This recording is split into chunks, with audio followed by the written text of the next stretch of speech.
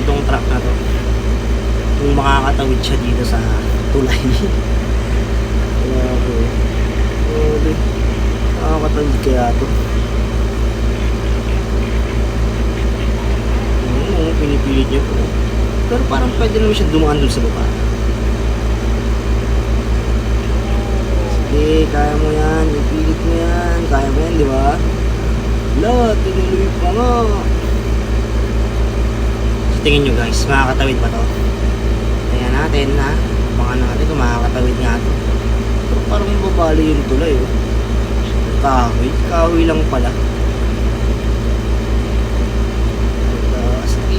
Diretso mo pa yan, kaya mo yan.